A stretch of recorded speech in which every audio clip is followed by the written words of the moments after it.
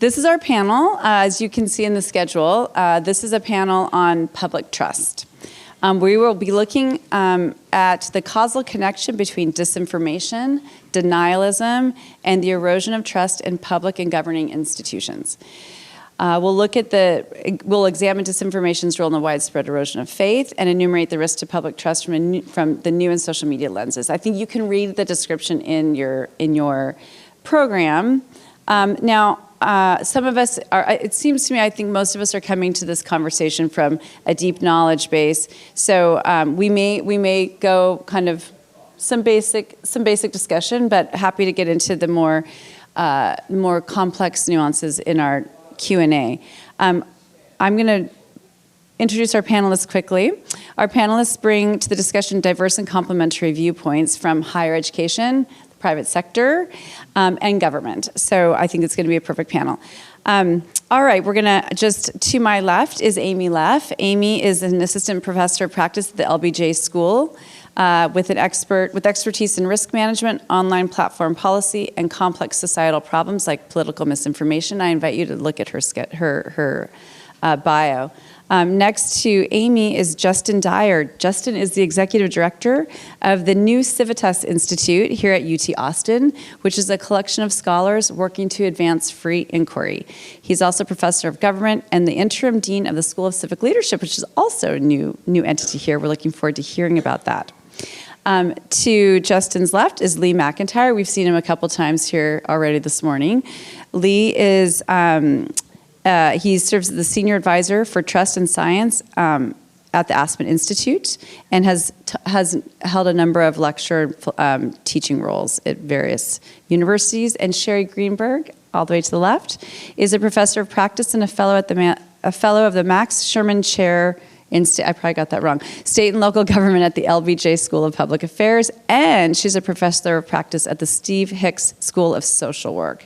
Additionally, she is the LBJ School Assistant Dean for State and Local Government Engagement. Sherri has extensive experience in the public sector. I'm the only one on this panel who has been elected to office and served for about 10 years in the Texas legislature. So, unfortunately, Sherri has to leave early, but we'll try to get through this, so if anybody has questions, we can get to it. So, on that note, we're going to start with you, Sherri. Today's panel focuses on distrust toward public institutions. As I said, you are a unique voice here. You have also served the city of Austin as a advisor to Mayor Adler. I recently asked Mayor Kirk Watson the difference in serving today as his previous time serving as mayor in Austin, and without a hesitation, he said it's the omnipresence of social media. It's making it much less fun. So, lack of trust in public institutions is not a new phenomenon, but now we look at misinformation versus disinformation and now crowdsourced information as new factors. So talk about how you see this and what it means to actual governance. Sure, it's not new. We have seen an erosion in trust in government going back to the Vietnam War, Watergate, Bowling Alone, which Robert Putnam, of course, published in 2000 about people not joining the Rotary, not actually joining bowling leagues, right? We had The Big Sort, which Bill Bishop wrote in 2008, and that talked about people sorting in neighborhoods where they were like each other. So this has been evolving. However, it is true that we no longer have, for instance, in the media, the trusted source at 6 p.m., right?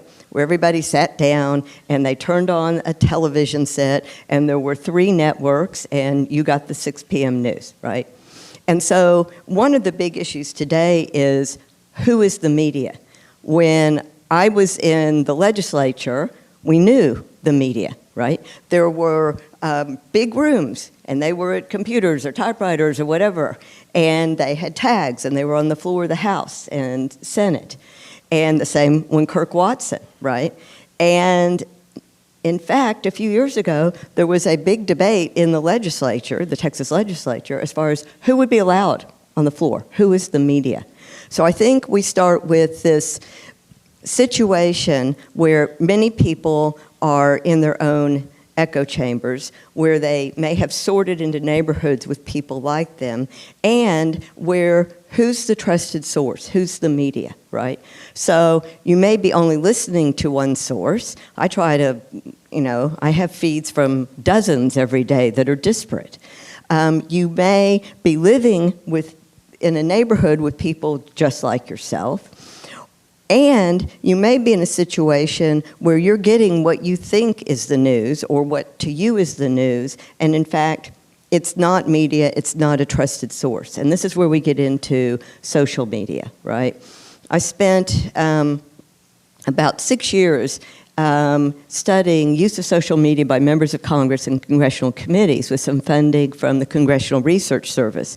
And when I first started studying that, members of Congress, and we downloaded 3 months of all their tweets, their Facebook posts, we coded them, and a lot of it was, here's what I'm doing in my district, or as I say, hey Ma, I'm on TV. Look, I'm gonna be on TV. And that, as we have seen, has changed greatly over the years, as have the platforms, whether it's Facebook and YouTube, which we know have algorithms, right, which are, how should we put this, encouraging people in certain directions with certain types of feeds. And so I think the algorithms are really a big issue. And a lot of times people don't talk about that. They talk about social media, they talk about TikTok, Twitter, but they don't talk about the algorithms behind it. And I think that is a very big issue. And so yes, we have seen a change. And not only in my teaching and in my prior experience in government have I seen it, but also during the COVID shutdowns, I was actually chair of Central Health, which is our local healthcare district. And what we saw there was, again, with social media and with the lack of trust, it became very difficult in some ways to get people the care they needed. That erosion of trust in public health, in government in general, and you really have to go to trusted sources, right? Then, though, you get to trusted sources that, in fact, are misinformation or disinformation. We all know misinformation is information you're spreading that's just not true, but you're not, let's say, intending to be malicious. Disinformation, you know it's not true, you're intentionally spreading it for an effect, right? And so we get into the misinformation and disinformation. We get into who's the media, who's a trusted source, and where can you go? And all of that, I believe, has eroded trust in government at all levels, local, state, federal, healthcare districts, you name it. So it is an issue, and in my experience, you have to find accurate, trusted sources that you then can hopefully guide people towards. And it's certainly an issue that we are grappling with today as far as trust in government. And I think with younger people, even more so. And again, I think some of that goes back to COVID-19 and the shutdown, right? Young people who were shut down in high school or maybe early in college. What's the facts? What's true? Who do I trust? What's happening to my life? So we've very much seen that too in generationally. Well, much like the last panelist sort of honed in on really a term of propaganda, this trusted source, I would say, is we could spend hours and hours Absolutely. on what a trusted source is, because it's, I think we've had a long time where people would say, why would government be a trusted source? So Lee, I'm a lawyer. I like to define terms and understand causal connections. I think you like to look at the distinctions and interplay between disinformation and denialism. So let me just say, with the voter turnout from Super Tuesday in, we know that here in Travis County alone, only around 7% of voters turned out. Now, we know that primary turnout is consistently low, but studies are showing that turnout has decreased. So with poll after poll showing that Republicans fear that elections are being stolen, and Democrats struggle to understand how the big lie has gained such traction, our society is polarized, both fearful of the state of our democracy, but for very different reasons. So going back to the beginning, disinformation versus denialism, what is happening here? Okay, thanks. I like that question. So I've just written a book called On Disinformation, my most recent book. But before that, I've studied science denial for 20 years and wrote about that issue. I'm a scholar, a philosopher of science. And I was always fascinated in the question of how people could not believe things when there was evidence that showed that they were true. So I studied climate denial and vaccine denial and flat earth and evolution denial and things like this. And I went out and actually talked to the folks. I went to a flat earth convention. I know. And I spoke to folks who were anti-vaxxers and folks who were climate deniers, and tried to engage them one-on-one to see what made them tick. And I came away from that experience understanding that they didn't have a fact deficit, they had a trust deficit. I mean, you talk to flat earthers, they have actually read Newton. How many of you have done that? I mean, you think you can pull out something out of your pocket and prove to them that the earth is round, but they have a cheat sheet where they know about 5 different reasons why that experiment was flawed, even if it wasn't, et cetera. So they're prepared on that content, and in some cases know, quite a bit about the issues. They can tell you, well, these are the 5 studies that you need to read that you haven't read. And the more I thought about this, the more I wondered, how did this happen? Where not just what do they believe, but why do they believe it? What's the issue behind it? And psychologists and others have studied this issue. And then what came to me, and what was just a very short book, On Disinformation is a very short book, because I think I finally found the missing piece of the puzzle. They are created. They're made. Very few people are anti-science, maybe the Unabomber, right? Very few people are anti-science, but they go through the smorgasbord. They are selective deniers. So they say, a little bit of climate denial, a little bit of flat earth, a little bit of anti-vax. So why does that happen? It happens because it is in someone's interest to make them deniers. The strategic denialism is what I began to study, because if you look at, for instance, why do people not believe that climate change is real? It's because there is an enormous disinformation campaign, mostly funded in the bad old days and perhaps even still by the fossil fuel industry. Why do people not believe that the vaccines are effective? It's because it's in someone's interest that they not believe that. Now that might sound weird, right? Who would be interested in you not believing vaccines? Well, as a matter of fact, Vladimir Putin. There was a terrific article in the New York Times in 2019 called Putin's Long War Against American Science. He's been undermining American confidence in science and trust in science for 20 years. So if you wonder why public trust in science has been eroding, part of the reason is we've been radicalized not to believe it. So then I realized it's disinformation. People don't just wake up one day wondering whether there's a Jewish space laser or whether there are microchips in their vaccines. They're fed that as a lie by someone who has an interest in creating an army of deniers, which is a very interesting asymmetry, because it means that the people who believe it usually get nothing out of it. They're victims. They die of COVID, right? They have all sorts of problems in their life as a result of these beliefs, because they're doing someone else's bidding, and that person either wants money or political power or something. And then I realized this is happening in politics too. It's not just about science, it's now about reality. There are, just to nerd out for a minute, there are 5 different steps that every single science denier follows on this pathway. Again, not what they believe, but why they believe it. The roadmap is, and I didn't come up with this, some cognitive scientists did, they cherry pick evidence, they believe in conspiracy theories, they engage in illogical reasoning, they believe in fake experts, and they think the other side has to be perfect in order to be credible. If you look at every science denier, they hit all 5 of those. And then I watched what was happening with Trump's big lie And January 6th, same 5 steps. And that's when I realized that the disinformation problem had now metastasized. It's a strong word, but it had, from what the science deniers were doing to the reality deniers. But it's the same thing. It's a denialist campaign that's fueled through disinformation.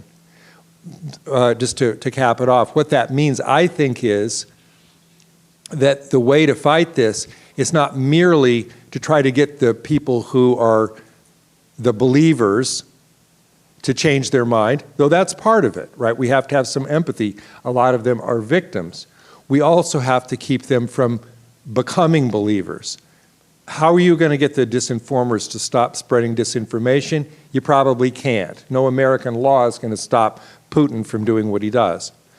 How do you get a believer to change their mind? Very hard to do. I've tried it. I wrote a book called How to Talk to a Science Denier, where you can read all about how very difficult it is to go into a scrum of people who believe this stuff and get them to change their mind. For one thing, because they don't trust you. Now, face-to-face conversation builds trust. It's part of it. What we really need to do, I think, so the pipeline starts with the disinformer, it ends with the believer. What happens in between? Disinformation is amplified, sometimes wittingly, sometimes unwittingly, depends. That's where we need to clamp it. If you look at how people came to believe that there were microchips in the vaccines, it was a gigantic amplification campaign that started with the propagandists themselves. Whoops, I used the bad word, but went through social media. That's what happened. In April 2020, there was an article in a publication called the Oriental Review, which said any future vaccines, COVID vaccines developed in the West would have tracking microchips in them, courtesy of Bill Gates, who holds patent 666 on this technology. Share on Facebook, share on Twitter. A month later, 28% of Americans thought that that was true. Enormously effective disinformation campaign. Do you know who runs the Oriental Review? The SVR, the KGB, the later iteration of the KGB. People believed it because someone wanted them to believe it and because they profited by that belief. I think that this question of profit has for time immemorial been the concern. Jess, I'm going to come back to you and go over to Amy, because what I didn't, as I was trying to sort of quickly go through everyone's bios, I did not talk about Amy's experience in tech, in working at Meta and working in tech companies and working for tech startups. So, you're coming from the side that does make money on our information. So we are coming back to trust, and you have been a leader in the tech sector's emerging trust and safety field.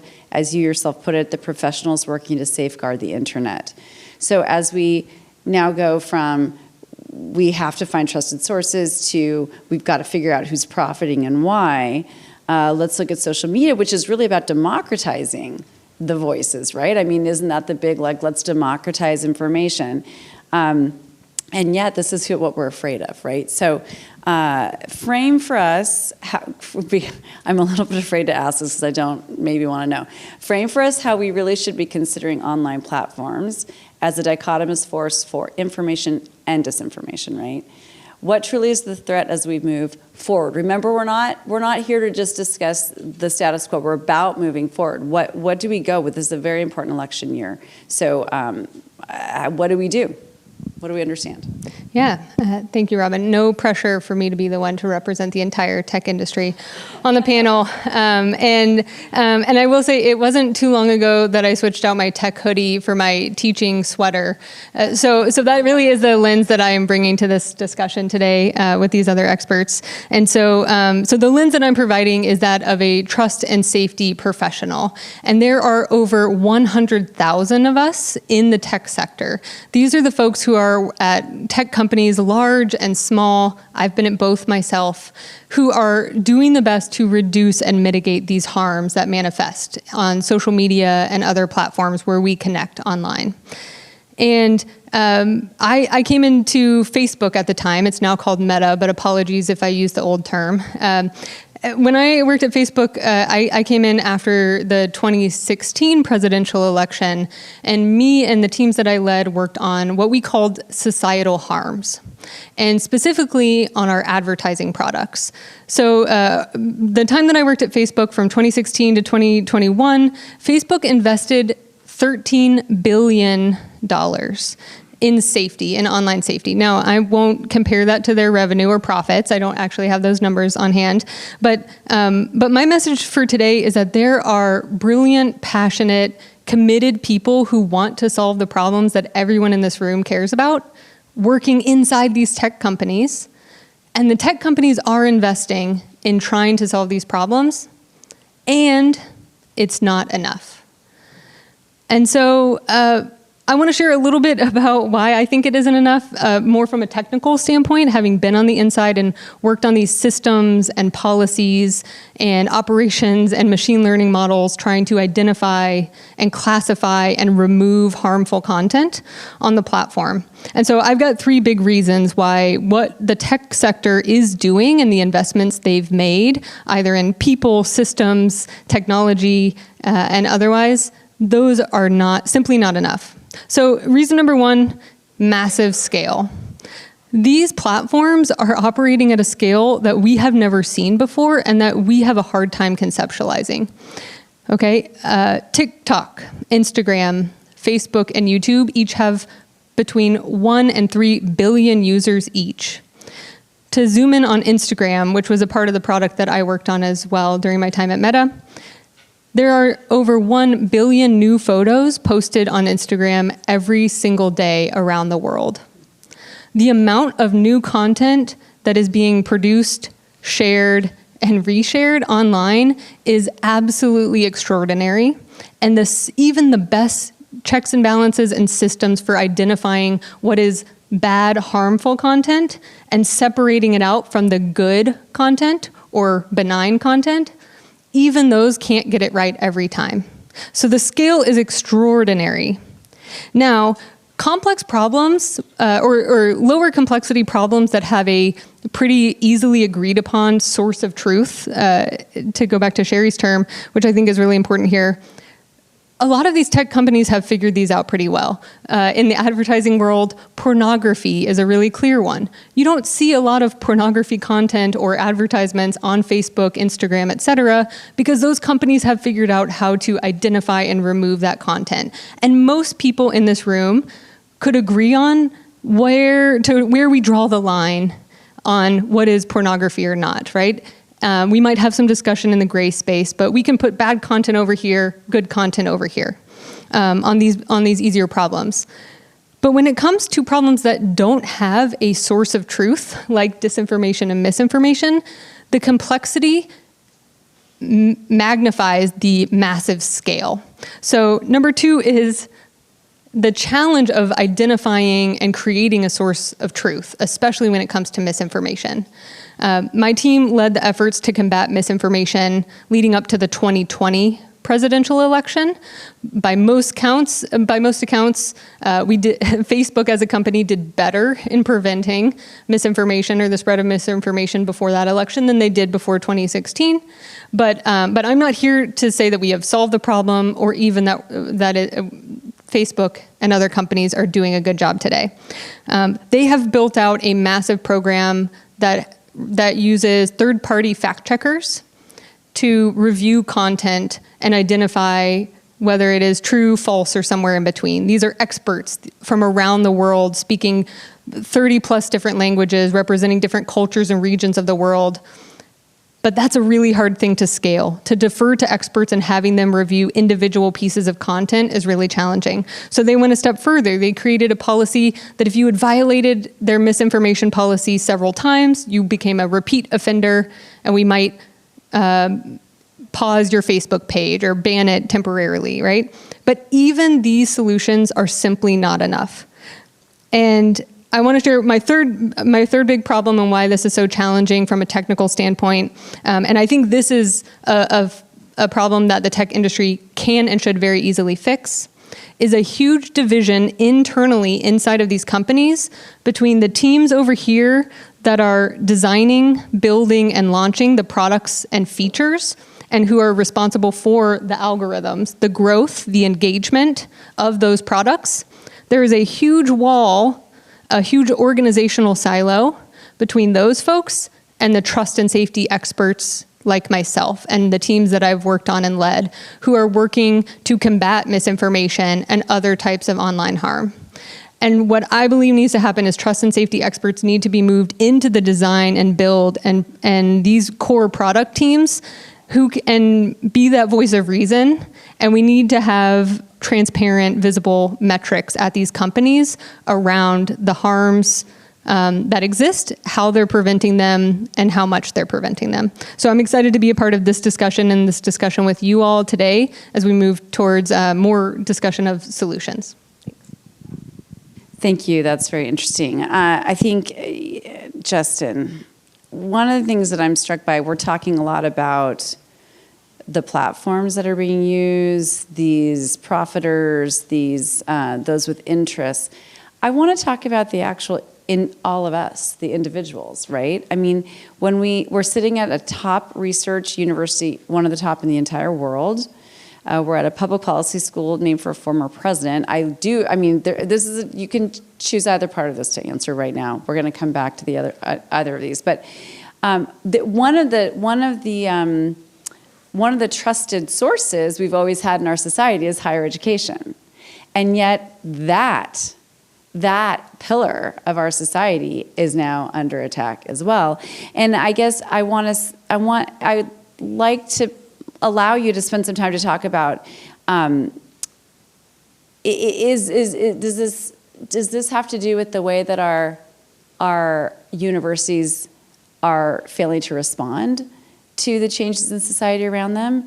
Or is this a problem with how naive and impressionable, how easy it is to manipulate each of us, right? Like that we would quickly believe untruths or attacks on these venerated institutions. What's going on? I mean, we do have a problem with the institutions, we have a problem with the people, we have a problem with the information spreaders. What's happening, and what can be done? Well, thanks for that question. I think it makes sense to pause and think about whether we're doing everything right, whether we have some responsibility for the lack of trust in our institutions. And you see this in higher education. The numbers are quite stark. In the summer, Gallup had a poll, and it showed that 36% of respondents said they had trust in higher education. And that was down 20% since 2015. And that was prior to October 7th. And so I'm sure the numbers have plummeted since then. And so you have a large percentage of people in the population who don't trust higher education. Among the respondents who were Republicans, that number was 19%. And so you have a very low number and a partisan divide on campus. And I think one of the questions for that is what's happening and why is it that way? And going back to, Sherri had mentioned this book, Bowling Alone by Robert Putnam, and part of that was when I was an undergraduate, I was going through and we were reading tons of stuff on social capital and all of the things that Robert Putnam was publishing at the time.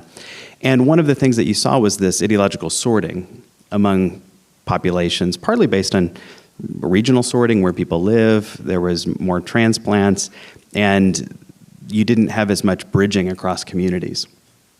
Higher education was part of that whole sorting. And so you saw from 2000 to today a kind of ideological sorting in higher education, so that at one time you had conservatives who were 1/3 of university faculty members. And then, of course, universities, if you go to the early 20th century, were conservative places.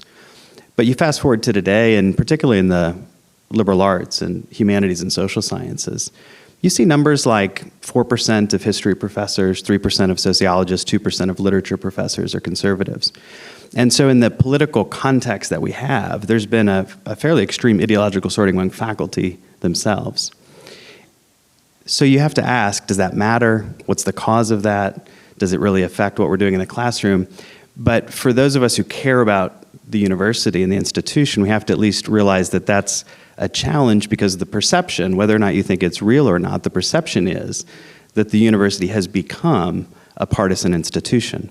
And so rather than thinking of it as a public institution that serves the public generally, it's viewed by a large portion of the public as a partisan institution that doesn't serve everyone.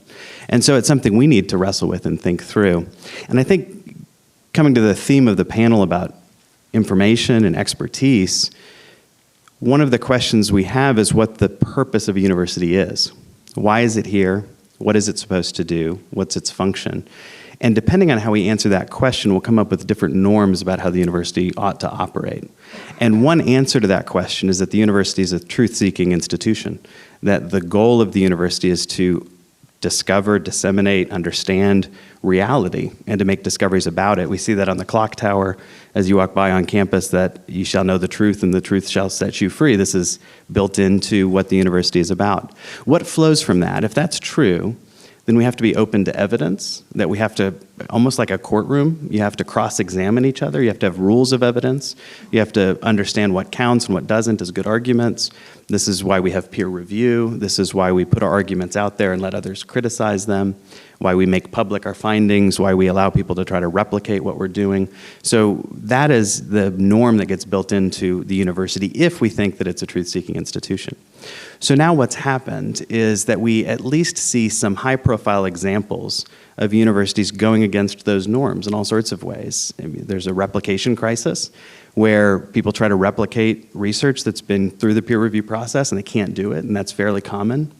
There's a plagiarism crisis where high-profile people at major institutions are plagiarizing and being caught for plagiarism, and that's being put out publicly.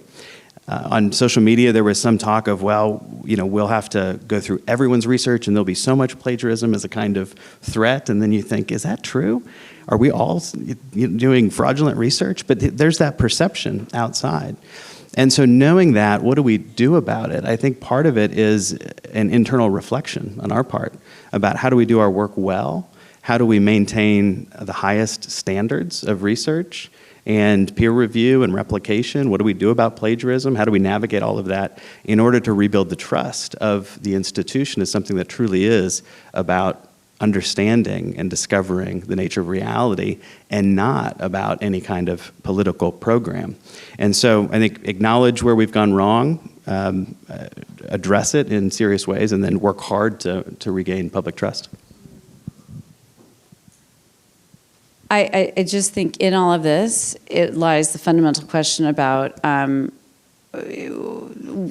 what is the evidence that it really, like, there's so much ability to manipulate evidence to what Lee said. And so let's just pause it for a minute on higher ed, because we're here and I think a lot of you are from higher ed, and some of us can make an argument that it's not a government institution. There's public funds, but our universities are also now targets for massive political manipulation and control. And we're seeing that where we used to have this, I think that there used to be kind of a separation and a firewall. We have academic independence. This is something that is a cornerstone of our system that does not exist in other countries, and it's why so many international students and scholars and faculty want access to our institutions. There's academic freedom. We don't have a Department of Education that controls our universities, but we do have state legislatures that are.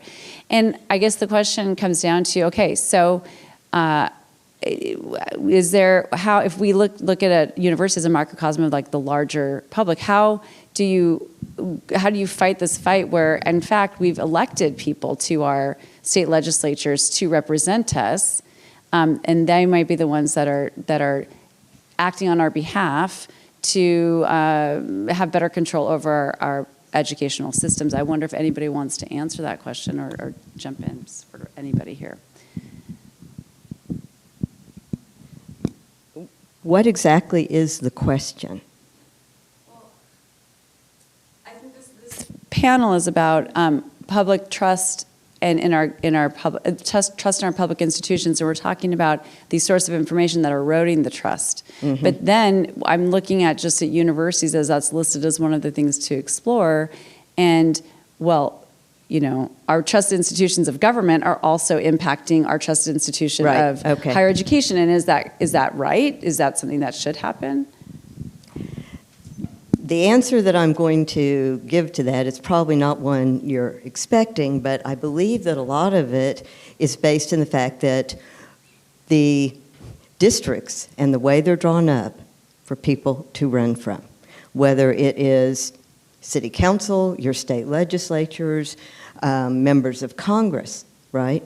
With every 10 years after the census, we do what's called, we have to reapportion. And so that the districts have approximately, typically we say within 5% up or down the same population. You do that by redistricting, drawing the districts. And we have a situation now nationwide where there are so few what I would call competitive districts.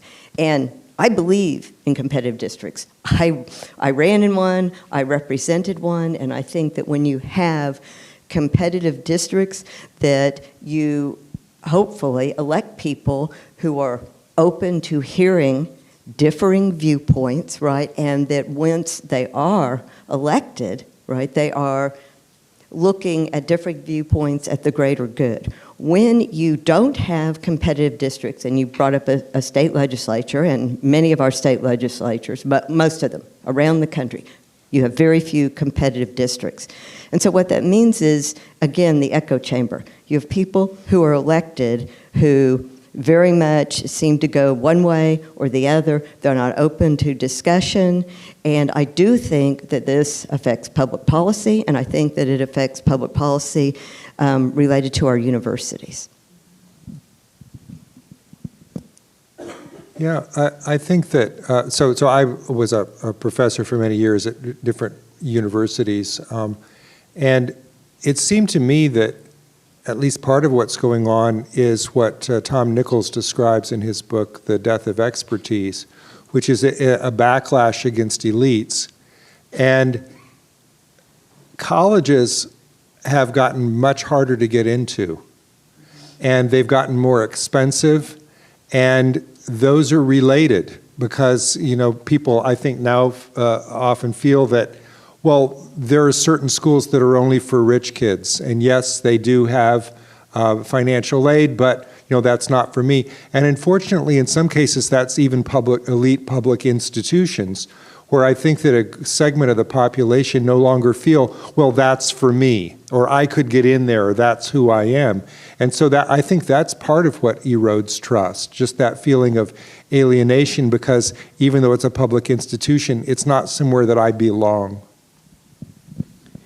Thinking about this question of the university and its relationship to the government, it's particularly public higher education has always been connected to, one, to the government, literally chartered by the state, but also connected to the political system, the society in which we live. Ron Daniels is the president of Johns Hopkins University, has a book that came out recently, and it was What Universities Owe Democracy. And he's at a private institution, but nonetheless thinking about the special status that universities have in our society, including tax-exempt status, but private universities, with very few exceptions, take federal financial aid and have federal grants for their research, and a large portion of their budget is provided by public dollars. And so they're providing a public service, they get a tax-exempt status for that public service, and they're funded largely by public dollars, even if it's for research grants for hard sciences, but public money is flowing into the institutions. University of Texas is created in the 1830s when, you know, the Republic of Texas, in a session, Mirabeau Lamar says that cultivated mind is the guardian genius of democracy. That becomes the motto of the University of Texas. But it's this idea that in order for democracy to continue, we have to have a certain level of education in the population, and part of the mission of public higher education is to do that, to sustain the political regime over time. And so it's always related to politics in some sense and in some way. And of course, our legislature funds, to a large degree, the university. There's the UT system endowment is second only to Harvard's, and that's provided by state land and cattle and oil and all that. And so this just is a public institution governed by a public board that's appointed through the political process. And so I think our goal is not that we would be independent of the government or independent of politics, but that we would have such trust in the political institutions would have such trust in the work that we're doing that they would recognize the importance of the norm of academic freedom. And so I'm a big believer in academic freedom and a big believer in institutional neutrality, political neutrality for the institution itself, precisely because we want to be about education and research and knowledge, and we don't want to be about politics. But it would be naive to think that we could somehow be independent of that. It reminds me of the guy at the town hall meeting who said to keep your government hands off my Medicare. And there was this sense in which he didn't realize that Medicare is a government program, of course, and we're at a public institution, so we need to be mindful of that and really work hard, I think, on the relationship that we have with the political branches. And I concur with that. I believe in neutrality, objectivity, expertise, being informed by facts. And I remember when one of my children came into the room one day, a little tot, and said, "Something's not fair." And I looked at them and said, "Life's not fair, get over it." Well, life is also political. That's a fact. So, is the antidote to disinformation manipulation of each of us and the overt influence of social media, educated liberal arts graduates? So isn't it that if we have students that are coming out of these institutions where they have a strong method of inquiry and skepticism over information sources, and they're taught that, then isn't that our antidote for this manipulation? And so if we go after our universities who are promoting that and who are achieving that, is that then become the enemy of political misinformation? And so does that make them the target? We can't wait for the kids to come and save us. This is everyone. I mean, look, would it be a good thing if we had critical thinking classes in 3rd or 4th grade? Yes, they have it in Finland. They have, there are certain countries that are very good at this. By the time someone gets to the university, it's kind of almost too late. But even if it's not for them, and they'll go out into the workforce and they're idealistic, I'm not sure how much power they have. And this is something where I think we need all oars in the water at the same time. So yes, I mean, I'm a philosopher. I'm going to advocate for critical thinking. For one thing, it's an employment market for philosophers. But look, yes, that's part of the solution. But that can't be all of it. It has to. There have to be other pieces. And the other piece that I want to make sure people understand, I think disinformation is not just about sharing false information. It's about using that to polarize us. Because disinformation doesn't just get you to believe a falsehood, it gets you to hate people who don't also believe that same falsehood. Critical education of our young people would help toward that, but that is a burning house right now. Well, Finland is a great example, and I do believe that, your education begins the day you're born and it ends when you're no longer on this earth. I do think that with disinformation and misinformation and the future of work and the critical thinking skills that our students are going to need, how to think, how to be continuous learners, how to write, that should start in grade school and continue not just through university, but within and without society. I think that all employers have a responsibility now, whether they're government, whether they're corporations, whether they're nonprofits, whether it's academia, right, to have this academy within them, even if it's corporate, of continuous learning, and in our communities too, whether it's our libraries or other sources. So, before you go, because I think since you're not buying my argument that if we can be resilient and to this threat, then we're talking about the platforms, and then we're talking about how to regulate those. I think we've seen enough hearings in Congress that should prove that some of our lawmakers do not get it, will not get it, or maybe they're just posturing, but it's sort of embarrassing to listen to them question our tech industry leaders. So Sherri, you're a legislator. How are our policymakers actually going to safeguard us? How will they sufficiently get it? And what did you really want to put your trust in them? I'm not going to answer that, but I will say that I think any legislator cannot be an expert on everything. And again, it goes back to people you trust. So if you are not an expert in insurance, but you know somebody who is, and they're fact-based, then you're going to listen to them. I do think this is an area where we actually have some bipartisan agreement. However, I do believe we have a failure to act. Section 230. Do we throw the whole thing out? That's probably not going to happen. Do we look at the algorithms? Yes. Could we get agreement on that? I think we could if we get the experts in a room in a bipartisan fashion and we get all domains together. And that's what I think it's going to take. Yeah, thank you, Sherri. I wanted to say, to build off of Lee's comment to say we need all oars in the water, it made me think of that classic Spider-Man meme with the Spider-Mans who are all pointing at each other. Okay, I'm showing my tech sector meme-ness here. Okay, so all the Spider-Mans are pointing at each other like, no you, no you, no you. And I think that's the situation we have right now with if we don't have a lot of trusted institutions or sources of information, everyone's kind of pointing at each other saying, you figure it out, you figure it out.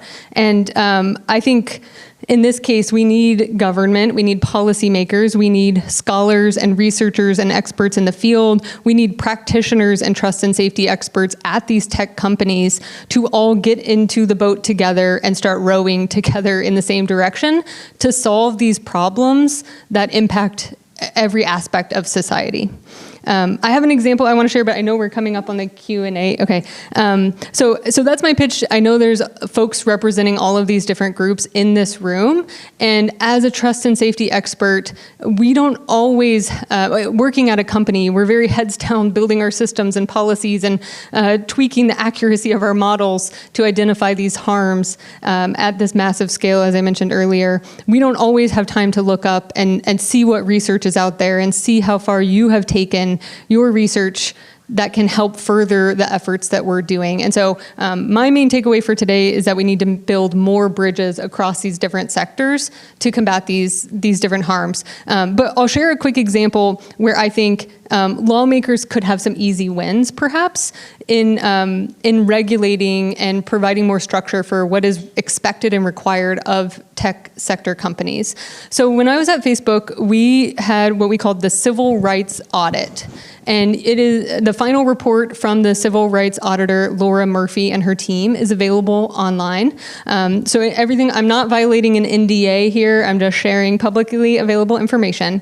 But this was an effort that Facebook volunteered for under pressure of some people in Congress and some experts in the field, civil rights experts and leaders, to say, hey, we need more information on what Facebook is doing to exacerbate some of these issues that concern civil rights and democracy, and so it was not congressionally mandated, but Facebook agreed to participate in this audit. Civil rights experts and scholars came in. And for 2 years, they had unprecedented access to the team's policies, documents, and folks working like mine, including mine. And if you read the final report, you pick up pretty quickly on a vibe. And that vibe is 1 step forward, 2 steps back, right? So again, even when we allow experts into these tech companies without the proper requirements to actually, first of all, have all the tech companies participate in a civil rights audit, or mandate that the findings must be adopted by these companies and then reported on again or re-audited in the future. Without that, we take 1 step forward and 2 steps back on these problems. The civil rights audit report highlights that the company had put great policies and processes in place to reduce voter suppression and to reduce census interference. This is back in 2020, right? All very important components of democracy. And then at the same time, it turns around and argues, or explains how vigorously both the auditors and internal teams like mine were advocating for more resources to study and protect groups like Muslims and Jews from hate speech and targeted attacks on these platforms. And sitting in 2024, I sure wish that those voices would have been heard by the tech company leadership. But my main point is that Congress does have some good templates and some good work that they can build off pretty readily if they come together and can build consensus and bring those experts into the room. Okay, just 30 seconds. Stephen Lewandowski at the University of Bristol is a cognitive scientist who has recommended a piece of legislation that Congress could pass that doesn't have to do with, deciding what's true and false, but for transparency, because right now outsiders don't know what's in the algorithms. It's when we have to wait for a whistleblower to see if there's harm. And he's made the argument that what we really need is an independent panel of experts outside the companies for mandated transparency to see what's in the algorithms. And you could shield all the privacy and user data that you wanted, but that way there would at least be another set of eyes on the algorithms, because that's where the amplification comes from. And that's exactly what I was talking about when I said it may be that you don't completely get rid of Section 230, but there are models to look at the algorithms, to make them transparent. There are models worldwide that we could spend the next couple of hours talking about, as a matter of fact. I just want to say, absolutely, I support that, and I think that's a fabulous idea. And the problem lies in mandating it for all tech companies or all tech companies of a certain type or size, because to get back to the question earlier about profits, it is not advantageous to be transparent when others aren't required to do it. And that's why you would have to amend the law, and then it would apply to everyone. Yes. Yep. Great suggestion. But okay, this is going to be my last question. Get your questions ready, audience. Justin, what if at the end of the day, nobody cares because they just don't have an interest in believing the government anymore? Like they're just going to believe we have this, we're separating ourselves. We feel more comfortable with those who are trusted sources that we choose to trust. So maybe people never have to care about the erosion of public trust. And I feel like, given that you are running a civics institute, you might care. Yeah, I think the public trust issue is a serious one, and one that we have to really think about. But the idea that we don't want to make the remedy worse than the disease. And so there's always a challenge where you try to solve the problem by creating a government agency that's going to then vet everything and say whether it's true or not. And then it starts to sound quite Orwellian, where you have a truth verified commission that stamps something and you're supposed to accept that. And we already have a deficit of trust. The idea that in the low trust society that we have, that people would take that and that could somehow solve the problem, I think is not the reality. So where do we go from here? I don't know. It's a really hard problem. I don't think there's any silver bullet. I do think education is extremely important.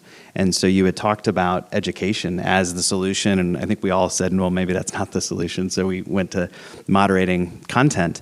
But the question on education really is the kind of society that we have and the kinds of people who become the citizens of that society. We have 300 million people plus from ocean to ocean on this continent. It's a very difficult society to try to have common standards for how we look at information, receive information, evaluate information.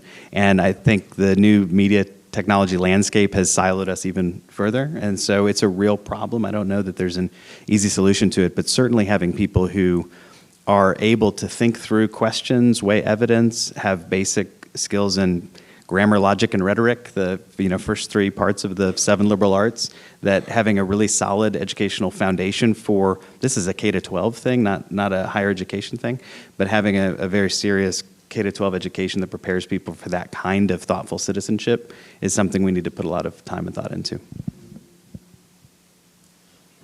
Any questions? Please, Kate?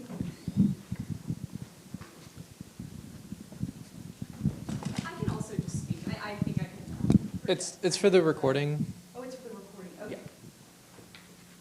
Thank you. Okay. Hi, everyone. Thank you so much for being here. My name is Kate, and I'm a second-year graduate student here at the LBJ School, hoping to center my career on counter-disinformation policy and just getting a better understanding of what that field looks like for the next 10-year plan looking forward. And so I hope that my question ties into what was just posed by our dear moderator, as well as Dr. McIntyre's point from earlier that face-to-face contact with institutions and low-trust communities is a good step towards building trust. It's not going to immediately build trust, but having that human connection does mean something in the long term. And so I was wondering, what do you guys think might be the utility of fact-checking organizations, especially those associated with federal entities such as the US government or the European Union, going into these low-trust communities and actually explaining how they do their fact-checking work? I feel like that's kind of like the black box of fact-checking for normal people, especially in low-trust communities. I'd just love to hear your thoughts. It's wonderful, the work that you're doing in your career. I wish you every success. We need more people doing that. They don't trust the fact-checkers. Who fact-checks the fact-checkers is what you always hear. How are we sure that they're objective? I mean, this is part of the disinformation playbook, isn't it? To attack the truth tellers, and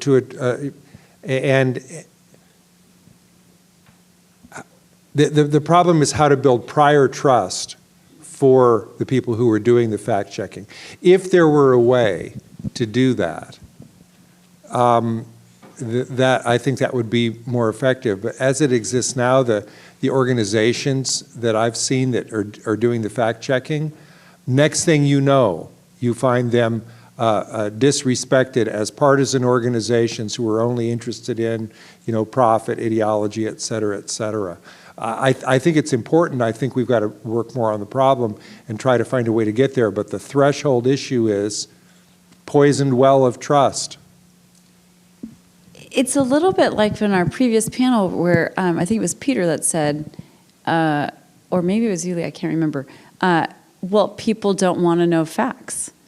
People don't want bad facts, bad messages, because then they can just find someone else who agrees with them and make that argument. And if we don't have an appetite for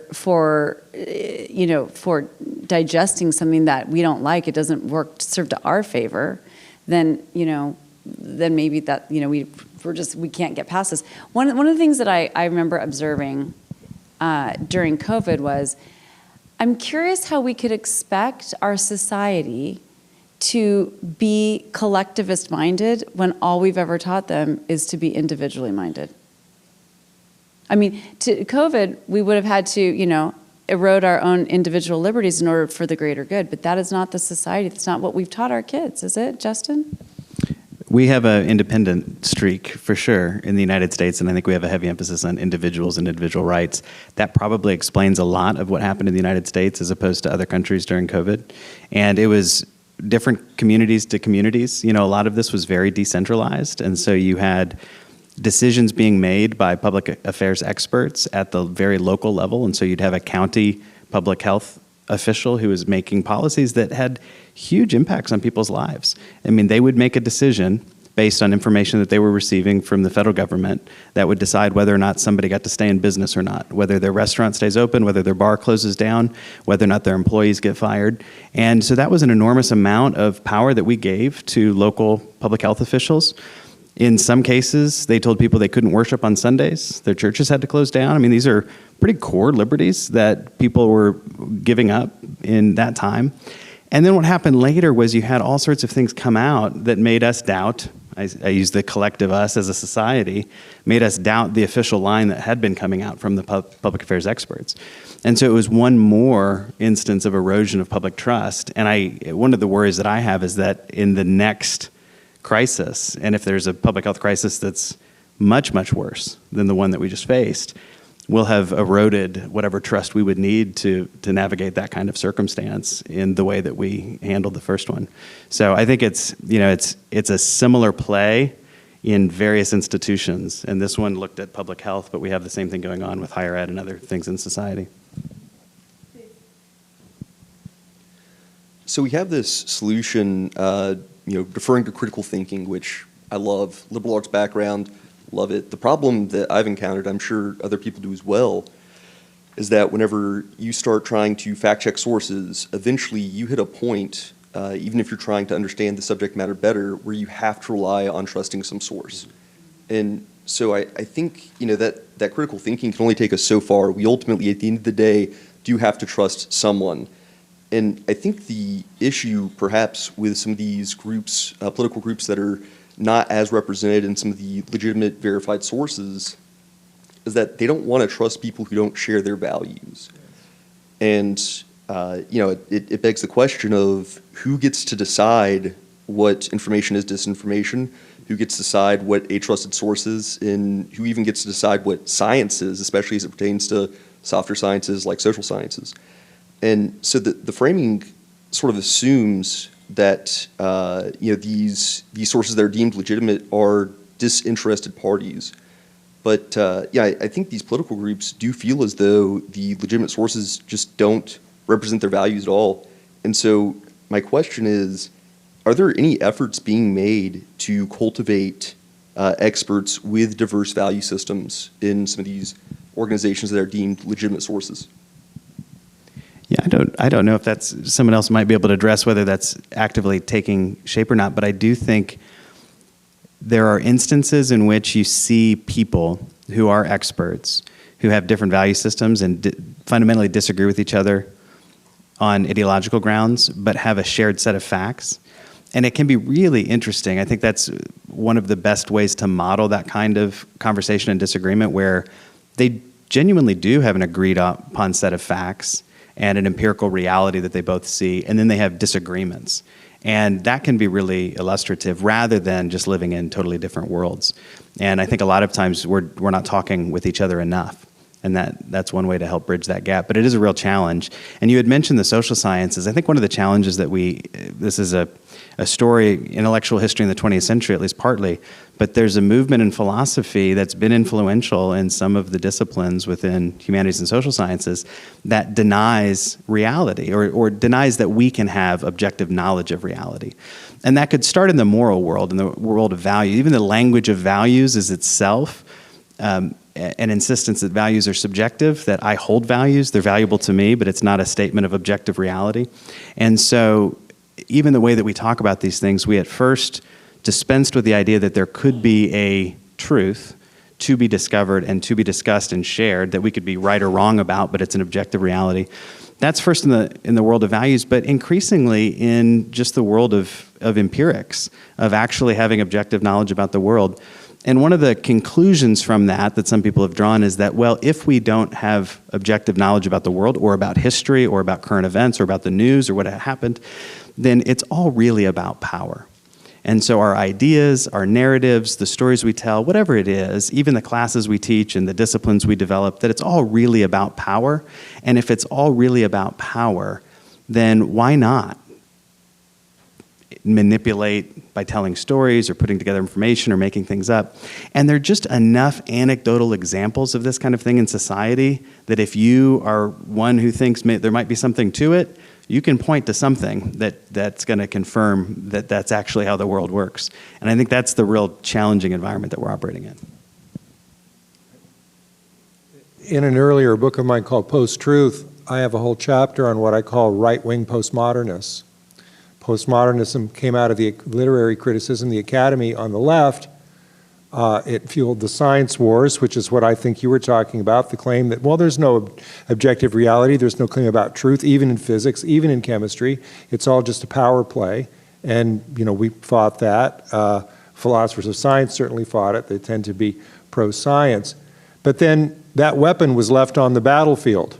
And 20 or 30 years later, political operatives on the right picked it up and said, wow, look at this flamethrower is awesome.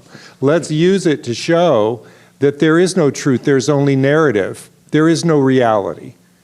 That's a very dangerous thing when it comes, and so you have now a situation where people, if you interview them and ask them, is the murder rate going up? They say yes when it's not. Or, all sorts of things, objectively true things that you could check, factual, empirical research, where we're at odds with one another, which is not about values. It's not even about opinion. It's a refusal. It's the belief that there is no truth, there's only narrative. And that's a danger, because if there is no truth, there's only narrative, then there's no accountability. There's no blame. And so you might as well just believe what the leader of your team, who might be a fascist, is saying, because there's no shared basis on which we could make up our mind. I think you'll find that a lot of philosophers are despite their contentious reputation about arguing, what is truth and the different theories of truth, very strongly believe that, yes, there is such a thing as truth. Most of my hate mail comes from postmodernists and flat earthers, believe it or not. All 5 of them. Well, I just would say to Amy, because in a previous panel, the question was turned on its head. It's not about the messenger. It's about the ability now for these fringe messengers with fringe messages to find each other and then be stronger. And that's what our platforms are doing. And so I come back to this dichotomy between democratizing and allowing, and our individualists. We have the cornerstone of our system is individual rights. But then we are ringing the alarm bell, because now these individual people are finding each other and then creating, destabilizing our democracy. So if you want to say something more again about our platforms and how, whether what you see, you've already said that there's not enough of what there needs to be. So how do we get to there being enough of that? Yeah, well, I want to make sure we're not ignoring any questions. Let me quickly answer with an example. My team, working on ads on Facebook and Instagram, we were the first ones to start looking and seeing, are there ads on these platforms that are recruiting or praising or supporting terrorist and hate organizations? No one had ever even looked really to see. No one had looked under the hood, believe it or not. So we looked, and we didn't find terrorist organizations actively recruiting on these platforms in paid content. What we found was crappy T-shirt vendors selling Proud Boys T-shirts and things like that. And so I think at least on kind of the paid content side, which was really more my focus, we would often surprise ourselves in what we would discover that was just people trying to take advantage of the political environment and the extremism that is being fostered by these instantaneous connections to millions of followers or people who opted into this specific Facebook group that you're a member of. And so I don't necessarily know if I have the answer. I think I would go back to my comment earlier about building bridges across the different groups of people who are looking at and trying to tackle these problems, and making sure that we're working together, that we're sharing our research and findings, that we're opening the doors of the big tech companies and sharing more data and making things more transparent. But I personally do think we have a long way to go. All the Spider-Man's pointing. Yes. You had a question here? I don't know if we need a mic. Did you have a question? Yeah. While we get the mic set up, I'll just say thank you everyone who opted to stay and hang out for our panel instead of going to lunch. No, lunch is coming. But lunch is coming now. Lunch is coming now. Lunch is coming. Maybe we can just get both questions and then we can answer them. Yeah, so I just wanted to, Jess Dawson from the Army Cyber Institute, I wanted to pull on the thread a little bit earlier when, I can't remember who it was, made the argument about the vaccines and having microchips in it, right? And for those that haven't read Naomi Klein's book, Doppelganger, I highly, highly recommend it. One of the things that she says in there is that they get the facts wrong, but the intuition's right? So like we collectively made fun of people complaining about the trackers and the vaccines, but we're not really effectively pushing back on all of the tech and the surveillance that's coming from all of these platforms and all of our phones. You're not going to be the mark of the beast. You're not going to be able to buy or sell without the mark of the beast. But how many businesses do you go to that you cannot buy something unless you have Venmo, right? Which is an app that like you can't go in and use cash. So I would ask, as you're thinking about what your take is on we're building systems and platforms that are pushing people out of them. They don't have access now. There was a guy on Twitter talking about his mother can't get coupons anymore because they require her to use an app that she can't use because she's cognitively impaired. You get charged more if you go to the airport and you actually need to talk to someone to get an airline ticket. So as we think about trust, I would ask that, how do you think, the way that we are structuring society now around technology and surveillance is potentially causing some of these issues? You can't buy a car without being tracked and surveilled now, right? Is that for anyone in particular? Or? Oh, okay. Okay. Thank you. And that question aligns very well with what I'm trying to ask today on intergenerational stuff and how we engage with different generations in different ways. My name is Alex Hernandez. I'm an LBJ alumni. I work with the PIO at City of Austin. And something that we always struggle is connecting or engaging with younger generations. They're not as engaged as older generations. And they are the generation that's related to news and tech. They get their news through TikTok and through Reels on Meta, specifically on Instagram. They are concerned about the climate. They are reluctant to vote, and they don't trust education the same way that other generations did, in the sense that maybe they won't get the same life as their parents or grandparents did with the same level of education. So my question is precisely with connecting with that previous question of how do we choose who to engage with, and should we prioritize someone when we're talking about disinformation who is more vulnerable to this? Younger generations that know about this problem, but they just don't care, they're apathetic, or older generations that might be engaged or want to be engaged but fall for this disinformation and misinformation? In my experience, everyone. Trust is built face to face. I walked into a ballroom of 650 flat earthers, kept my mouth shut for the first day and listened, because that's what they want. They want to be listened to. And I heard everything they had to say on the second day. I engaged them and they were happy to talk to me. They weren't happy with what I had to say, but I felt under no threat. They were sometimes not easy conversations, but I had dinner with one guy for 2 hours. I did not convince anyone. Nobody tore off their lanyard and said what a fool I was. But I built trust. Trust is built face to face. And if you read the anecdotal literature on denial, you find that every single, and this needs to be tested empirically, every single time a hardcore denier changes their mind, they change it on the basis of a trusting relationship with someone that took the time with them, and when they later were able to hear the facts. It's how you get people out of cults. It's how you get people out of the Ku Klux Klan. It's how you get people to change their mind about whatever denialist topic they have. Face-to-face conversation is the solution, I think. But understanding that, you cannot debunk your way out of an infodemic.